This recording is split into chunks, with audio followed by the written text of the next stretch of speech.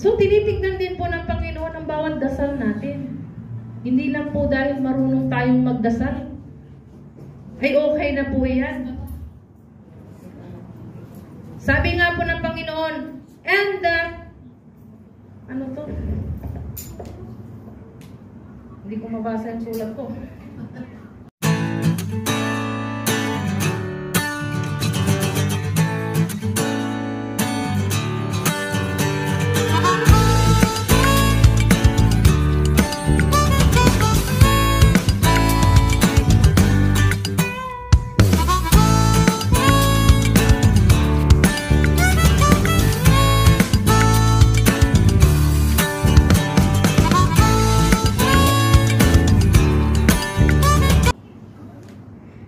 Peace of God, which transcends all understanding, will guard your heart and your mind in Christ Jesus. So pag tayo po pala ay nagdadasal, ginagard ng Panginoon ang ating puso't isipan. Binibigyan niya tayo ng kapayapaan, kalipay, joy, at kadaugan. Kung tayo ay nagdadasal sa mga may sakit, victory. Victorious tayo.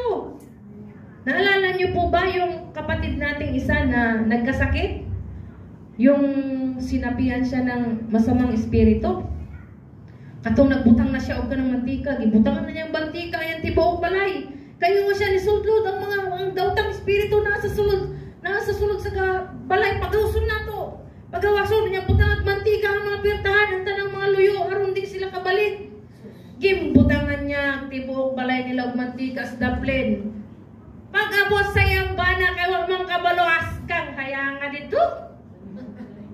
Mayo na lang kay wa naigo ang ulo na hayang jud yang bana kay mama siya kabalo na mantika din dito sa pertahan. Kaya hingon man sa iyang asawa nga ang mga daotang espiritu daw nasa gawas niya iyang gibutang mantika para di sila kasulod. Kay nasudlan man siya og dili maayo. Naalala niyo po ba yung kasama nating yun? What happened nung nag-pray tayo sa bahay nila? While we are praying for deliverance, di po ba? Lahat ta nagpiyong, wala dyan tayo gibuhat, hindi nag-pray lang gud ta. Kabalo mo sa diyang gipangbuhat niya, gipambakta niya, pero wala dyan ta naigo. Tungod sa gahom sa prayer, tungod sa gahom sa atong buhi nga Dios, wala dyan naigo, bisag isa ka nato. Kaya gipanglabayan man ta niya. Unsa-unsa na lang daw yang gikuha, gilabay sa amuha, pero wala dyan minaigo. Napaka-powerful po ng prayer, mga kapatid. Kaya, kung tayo po, kahit nasaan tayo, kahit na naglalakad tayo, naglalakad lang tayo, halimbawa kay Lord, init mo kayo, Lord. Ay, tabangin ko, makasakay ko dayon. Prayer na po yan.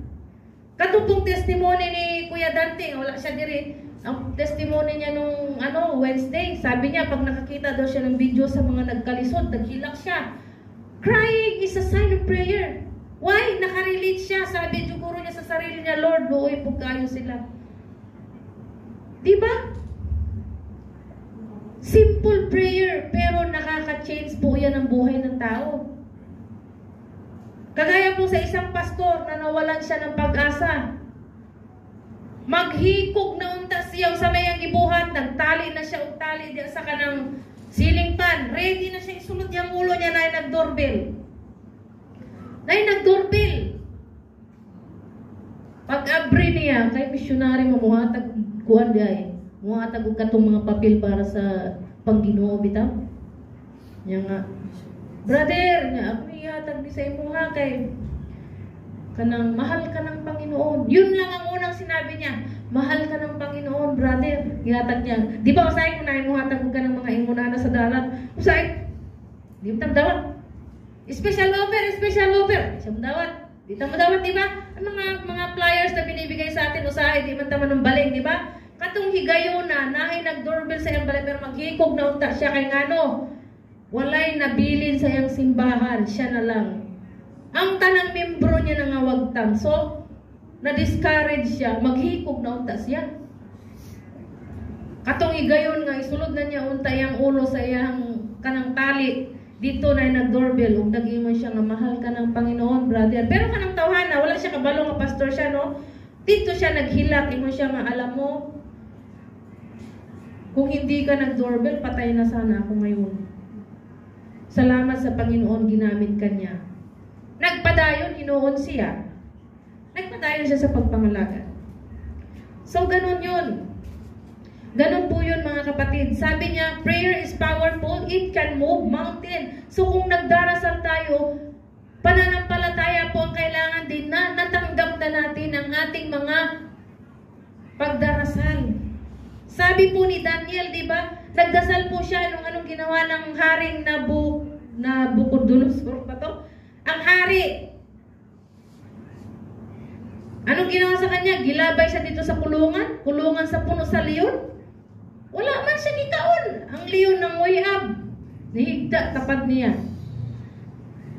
Anong sabi ni Daniel? Lord, ikaw you are my shield. Ikaw ang aking protector. Unya, ang katong hari, nag-iwan siya nga, bunak may naitabuan ni Daniel, oy. Kung tinuod yun na ang imong Ginoong magagahong yun, ang gisulod siya sa horno. Gisulod sila sa horno. Kisa pa may buhian ng horno. Kabalo ba mo kung magbuhat o pan sa mga panadirya, di ba? Na sila dakong ka ng horno para sa mga tinapay. Dito sila gisulod sa isa kadako ng horno. Abi ni mo, sa nakita sa katong hari, na ay naguna sa ilahang naglakaw. Ang upat lang ang ilang ipasulod, si Daniel, o ang tulo niya kauban, pero 5 ang nakita sa katong hari. Sino yung isa? Ating Panginoon. Kasama natin ang Diyos. Magkanta tadi, kasama natin ang Diyos. Yung gamay bigyan lang, oy, kuha di ko kwarta.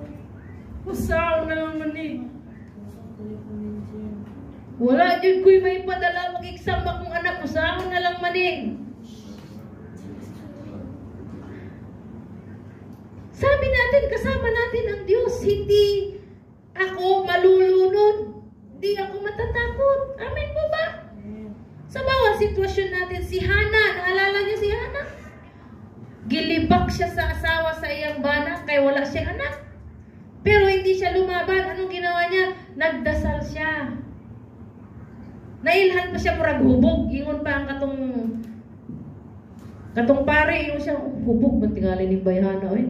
Maulaw man siya, no? Dito lang siya sa tubangan sa pertahan sa kanang templo. Dito siya sa daplin. Niya, nagtulo ang iyang luha. Ang iyang baba, nagkipot-kipot, ingon siya nga, nagampo dito siya. Manya, nakita man siya sa pare, ingon siya nga, hubog, matingali ni Bayhana. Ay, gingon pa siya sa pare nga, day, ikapoy mangkayo kaday siguro, papauli na lang dito kay mamahuway ka.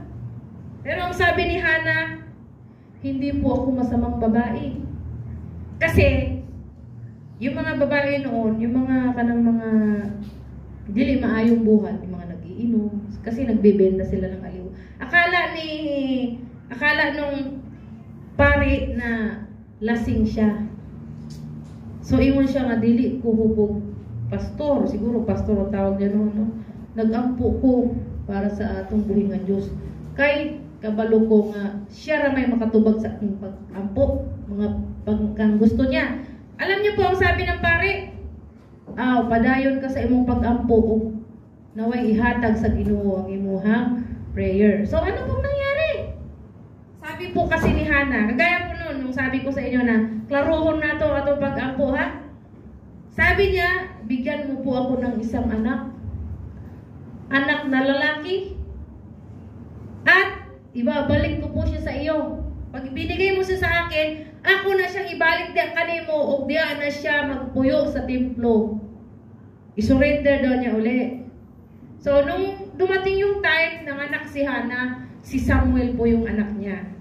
So, nung time na talagang, pwede nang kawatin si Samuel, sinurrender po niya sa Panginoon kasi nangako po siya. Tandaan po natin, ha? Huwag po tayong mangako sa Panginoon dahil bawat salitang namumutawi po sa ating bibig, sisingilin po tayo niyan. Sisingilin po tayo niyan, sigurado po yan. So, yan po ang challenge ko sa ating lahat. Sa bawat sitwasyon po natin, ang atin lamang pong panglaban ay prayer. Prayer lang po ang ating may panglalaban yan. Si Jesus nga po, di po ba pinagdasal niya tayo? nung nasa krus siya ng Kalbaryo. Ano po ba ang sabi ni Jesus? Anong panalangin niya? Father, forgive them, for they do not know what they are doing. Sabi niya, Panginoon, Ama, patawarin mo po sila kasi hindi po nila nalalaman ang kanilang mga ginagawa. So, yan lang po ang akin pong maisishare sa inyo ngayong umagang ito.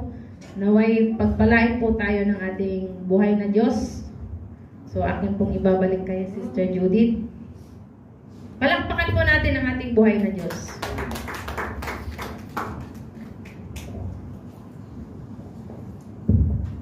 Hallelujah.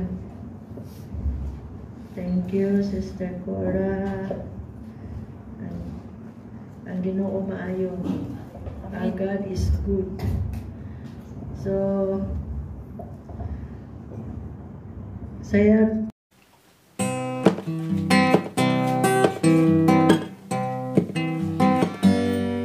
sa tuwing ako ay nagbubulay-bulay, ito ang aking debosyon, ang manatili sa'yo, ang kagustuhan naway mangyari, maging isang patotoo ako sa aking kapwa-tao. Panginoong Jesus, ikaw ang aming gabay, suriin mo aming buhay ngayon. Naging mabuti pa akong patotoo, puriin mo kami, Panginoon. Sa tuwing ako ay nagbubulay-bulay, ito ang aking debosyon, ang manatili sa'yo, ang kagustuhan naway mangyari, maging isang patotoo ako sa aking kapwa-tao. Panginoong Jesus, ikaw ang aming gabay, suriin mo aming buhay ngayon. Naging mabuti pa akong patotoo, suriin mo kami, Panginoon. Panginoong Jesus, ikaw ang aming gabay, suriin mo aming buhay ngayon. Naging mabuti